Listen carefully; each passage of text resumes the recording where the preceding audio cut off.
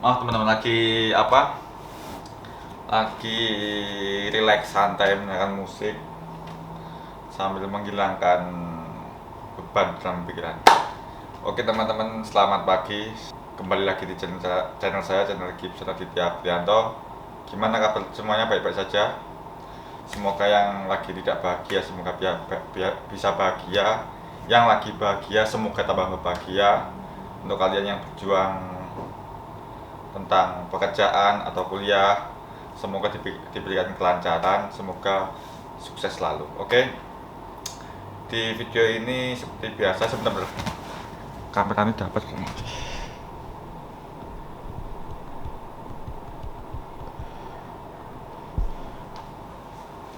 Oke, lanjut.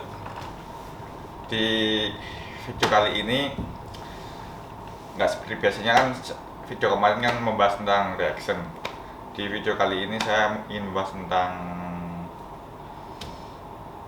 fakta-fakta menarik lah, intinya tentang ilmu. Karena sekali-kali membuat konten yang faedah, kan sebelumnya kan konten nggak, intinya nggak faedah. Di video ini saya akan membuat konten-konten yang faedah, ya semoga bisa memberikan kalian apa ya, wawasan lah. Karena di video ini saya akan membahas tentang fakta-fakta yang fakta-fakta tentang apa aja lah. Mungkin sebelumnya kalian nggak pernah tahu, mungkin di video kali ini saya bisa memberikan apa ya, istilahnya ilmu. Ininya sama-sama belajar, sama-sama membaca, biar biar biar menambah wawasan kita. Kan menambah wawasan nggak harus di kuliah atau sekolah, tapi di internet ataupun lingkungan itu bisa. Yang penting tergantung kalian punya niat atau tidak. Oke. Kenapa saya ingin membahas fakta-fakta ini? Karena menurut saya ini menarik ya. Kan apa? Biasanya kan kita kalau belajar kan di sekolah atau di kampus. Cuma kan wawasannya itu kan cuma wawasan lingkup tentang apa ya? Cuma pelajaran lah. Cuma di video ini kali ini saya ingin membahas karena saya suka lah membahas fakta-fakta yang menarik itu. Oke, oke. Oke, kita langsung aja membahas fakta-fakta yang menarik. Fakta mutlak negara-negara di dunia. Indonesia adalah salah satu negara di dunia yang pernah keluar masuk PBB. Prancis adalah negara yang paling banyak memenangkan pertempuran sepanjang sejarah. Berarti intinya Prancis ini adalah negara yang kuat ya. Karena di penjelasan ini menerangkan Prancis negara paling banyak memenangkan pertempuran sejarah. Ya mungkin Prancis akan mungkin negara hebat ya. Yang kedua, Mongolia pernah menjadi kekuatan utama dunia setidaknya selama 100 tahun. Terus Bhutan merupakan negara di mana 60%-nya wilayah merupakan hutan liar. Oh, berarti di Bhutan ini seperti di Papua atau Kalimantan ya. Sebagian wilayahnya 60% hutan.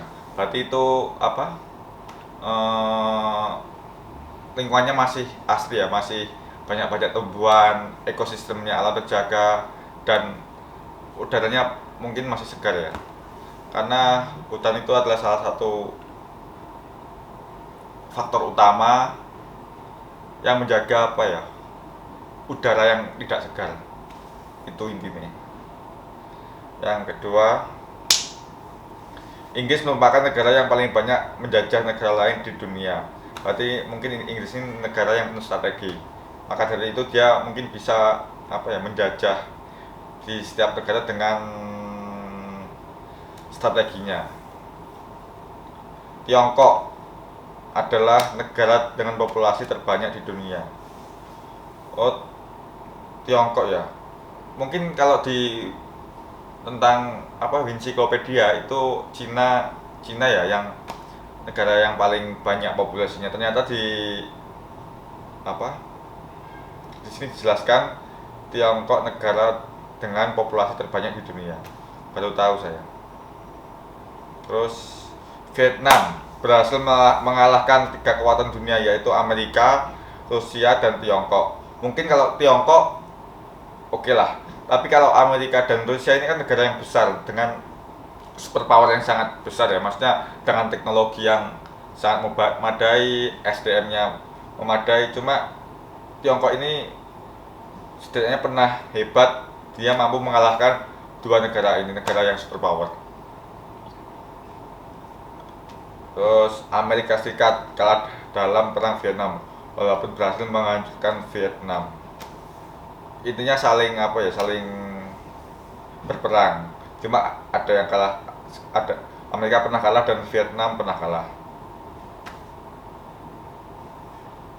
Uni Soviet merupakan negara yang paling banyak menciptakan nuklir. Berarti negara ini intinya pencipta apa ya, nuklir yang ini skala besar ya, nuklir yang bisa dibilang sangat berbahaya. Korea Utara saat ini merupakan negara yang paling tertutup. Ya, si Korea Utara itu saya juga bingung kenapa kok dia menutup akses negaranya. Saya nggak tahu ya, maksudnya sistem pemerintahannya di sana gimana. Cuma kan intinya di sana itu sangat ketat. Intinya warganya itu sebagian mungkin apa terbeban lah dengan aturan itu. Soalnya saya pernah lihat di video-video itu di sana itu sangat sepi. Pokoknya banyak hal-hal yang tidak pernah kita jumpai atau kita lihat di negara-negara lain. Itu sih. Terus fakta yang berikutnya, ini saking indahnya tempat ini akan membuatmu menahan nafas. Ya intinya nggak mungkin lah menahan nafas, nggak bisa bernafas. Cuma kita lihat ya apa aja tempat-tempat indah. Tebing Antelope, Arizona, Amerika Serikat. Tebing ini sangat menarik ya teman-teman. Soalnya di sini di foto ini menggambarkan degradasi warna, ungu, oranye, ungu ketuaan. Cuma ini sangat menarik. Mungkin ini adalah fenomena apa ya, keajaiban dunia lah. Dan ini mungkin adanya di Arizona di Amerika sana. Terus gua Vingal Pulau Stava, Skotlandia. Ini guanya sangat menarik soalnya dia bentuknya seperti lorong, apa ya, seperti tempat masuk, dan batunya ini berbentuk kotak-kotak. Cuma saya nggak tahu ya, maksudnya gua ini menuju kemana, ataukah di dalamnya itu besar atau tidak. Cuma gua ini menarik dan suasananya itu sangat apa ya, sangat sejuk lah, maksudnya dingin. Soalnya tidak ada kelembapan, jadi atasnya kering, maksudnya tidak lembab lah. Kalau di Indonesia mungkin sebagian guanya sempit ya, mungkin saya nggak tahu ada yang besar atau kecil, cuma kebanyakan saya melihat kecil. Semak bambu Arashiyama, Kyoto, Jepang. Ini apa ya, bagus untuk teman-teman. Kalau kalian ke Jepang, mungkin foto ini bisa dijadikan objek untuk kalian berfoto, untuk foto-foto feed Instagram ataupun mungkin profil apa, WA atau Instagram. Cuma di sini menariknya ini apa, bambu-bambunya itu tertata dengan rapi dan tidak ada satupun ya daun-daun yang jatuh. Mungkin sama pihak wisata Jepang itu dijaga kebersihannya, jadi wisata itu sangat nyaman ketika mengunjungi dan intinya tidak kotor lah. Jadi para wisata itu bisa nyaman ketika mengunjungi, ketika berjalan di lokasi untuk tempat-tempat objek foto. Itu sih. Terus pegunungan Roraima, Venezuela. Sangat indah teman-teman. Soalnya di wilayah kaki gunungnya ini eh,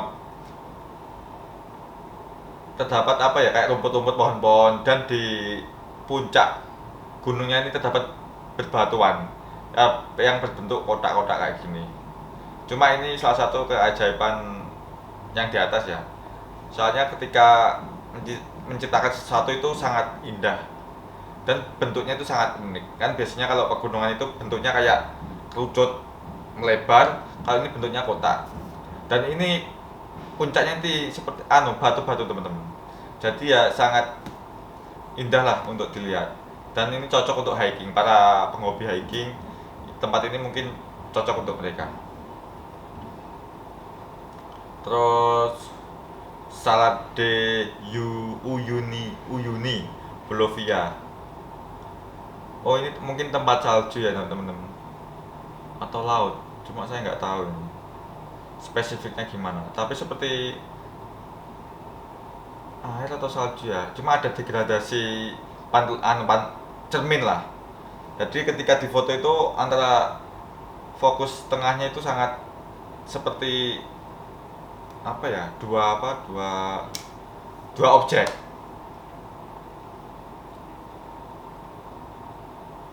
Pantai bercahaya di Kepulauan Vado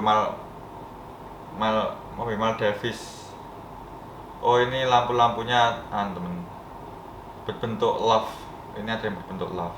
Cuma indah ya. Soalnya lampunya ini senada, sewarna. Jadi kelihatan biru, lebih lebih adem lah kalau dilihat. Dan ini ada apa pula, cahaya-cahaya sunrise, sunset itu. Parit Laut Tosoa, Desa Lotovaga di Opulo Samoa. Saya nggak tahu ya ini lokasi tempatnya di mana, cuma sangat indah teman-teman. Soalnya ini tempatnya itu mungkin di kayak goa atau apa ya, cuma wilayah tidak ada sampah, bersih, dan warna airnya itu memanjakan mata. Jadi sangat nyaman lah untuk para wisata yang ingin refreshing ke sini. Oke teman-teman, ini video alam-alam yang indah ya teman. Soalnya saya itu suka melihat sesuatu yang indah, contohnya pemandangan. Karena saya juga hobi main traveling, makanya saya waktu dulu itu sering berburu pemandangan. Di video ini saya juga membahas tentang pemandangan. Yang pertama, foto dalam air yang memukau bikin merinding. Ini antara langit, darat, dan laut itu bisa dilihat teman-teman. Cuma ini cara pengambilannya, fotografernya sangat hebat. Soalnya di bagian laut ini objeknya sangat fokus, dan di bagian daratnya itu sangat fokus. Jadi indah lah untuk dilihat. Dan ini waktu ketika menuju malam hari ya, jadi pemandangan sunset. Jadi ada matahari yang mulai mulai tenggelam dengan warna yang sangat menarik, perpaduan warna oranye dan ungu. Dan ini ikan hiunya ini sangat indah. Dan lautnya itu hitam gitu loh. Maksudnya udah mulai gelap, cuma cara pengaturan pencahayaannya saya masih bingung caranya gimana. Ini juga sama kategori with angel, Paus Hambeck meloncat. Oh iya, pausnya mau meloncat teman-teman, sangat menarik. Terus kategori hitam putih, berenang pagi hari oleh Filippo Bocci. Ini ikan apa ya ini? Ikan pari. Dia bersama sekelompoknya mungkin menuju tempat sesuatu atau sedang berkumpul. Cuma sangat menarik lah. Kayak sesuatu komunitas ikan pari. Kategori potret hiu macan pasti dikelilingi ikan umpan oleh Tanya Hompermans. Oh, ini ikan hiunya dikelilingi oleh ikan umpan. Cuma saya bingungnya apakah ikan umpan ini dimakan hiunya atau tidak. Cuma sangat menarik. Terus kategori wide angle menuju arus. Ini saya nggak tahu ya posisi di laut mana, cuma ada penyelam, dia di fotonya ada penyelam, dia mau menuju ke arus. Cuma arus ini saya nggak tahu kedalamannya berapa, cuma sangat indah teman-teman. Jadi ada pencahayaan seperti lurus ke dasar laut, dan di penyelam ini fotonya pas, jadi pas di objek di sinarnya ini, jadi sangat menarik. Ini adalah sosok Karnoto, kakak kandung Ibu R.A. Kartini yang menguasai 26 bahasa asing, 10 bahasa Nusantara, serta bahasa yang tidak umum pada saat itu seperti bahasa Latin dan bahasa Basken. Salah satu suku bangsa Spanyol, sosok Karnoto juga menjadi mahasiswa Indonesia pertama yang menempuh pendidikan di Belanda. Oh, berarti sangat cerdas ya orang ini, karena mampu menguasai 26 bahasa dan 10 bahasa Nusantara. Berarti total beliau menguasai 36 bahasa, dan beliau orang yang pertama, yang mahasiswa pertama yang menempuh pendidikan di Belanda. Berarti orang ini sangat cerdas ya teman-teman. Jarang orang sekarang seperti ini. Mungkin niatnya yang sangat kuat sehingga dia bisa menguasai 36 bahasa. Itu pun tidak gampang teman-teman. Saya pun satu bahasa Inggris saja masih bekak-bekuk. Ini yang sangat menarik. Hantu luar berpenampilan rapi memakai jas hingga jam tangan, menghuni daerah yang tidak sembarangan seperti kastil dan kastil tua. Hantu lokal berpenampilan ala kadarnya, yang penting seram, ditemukan di mana saja, bisa di pohon sebelah sungai yang penuh sampah, hingga di kolong jembatan pun ada. Soalnya menarik dibahas teman-teman, soalnya kalau di hantu luar itu saya lihat di film-film itu ya, itu hantu luarnya itu pakainya rapi-rapi seperti vampir ataupun falak. Mungkin tampangnya aja yang ini, cuma mereka itu nggak kumuh gitu loh. Jadi mungkin orang sana kalau lihat itu takut ya, tapi kalau orang Indonesia melihat hantu luar itu rasanya nggak takut, biasa aja. Soalnya dari segi penampilannya itu nggak menyeramkan. Mungkin kalau diadakan film itu hantunya nggak menyeramkan, dia hantu luar negeri. Cuma yang menyeramkan itu backsoundnya atau cara pengambilan gambarnya. Dan tempatnya itu sangat unik. Jadi di kastil atau tempat-tempat yang mewah. Kalau di Indonesia itu hantunya itu penampilannya itu sangat mengerikan. Jadi nggak perlu, contohnya film, nggak perlu di backsound mengerikan, itu udah ngeri. Contohnya istilahnya Miss Pocong ya, dia kalau berdiri gitu aja ya itu udah mengerikan. Terus dengan pakaian kumel kayak ini, contoh gambarnya genderuwo itu hitungannya serem banget ya. Dan pakaiannya itu kumel-kumel dan tempatnya itu tempat yang kotor, lembab. Maka dari itu hantu luar dan lokal itu memiliki perbedaan penampilan tempatnya. Saya juga bingung apakah hantu Indonesia dan sana itu punya budaya masing-masing atau tidak, saya juga bingung. Cuma menarik lah. Oke, sekian dulu teman-teman video-video yang menarik untuk dibahas. Ya, semoga ketika kalian melihat video ini bisa memberi kalian bukan wawasan sih, kita membaca bareng lah. Oke, sekian dulu teman-teman. Ya, semoga video ini bermanfaat untuk kalian. Jangan lupa video saya kalian share ke teman-teman kalian. Mungkin bisa bermanfaat.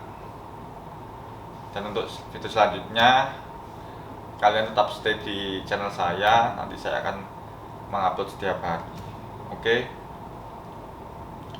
Ya, itu sih ingin saya sampaikan di video ini. Cuma masih banyak fakta-fakta yang menarik yang perlu dibahas. Karena kalau reaction terus pasti bosan, sekali-kali ada tema yang baru lah, biar nggak kalian itu nonton video saya itu nggak boring. Itu aja sih. Oke, sekian teman-teman, terima kasih telah melihat video saya. Sampai jumpa di video selanjutnya.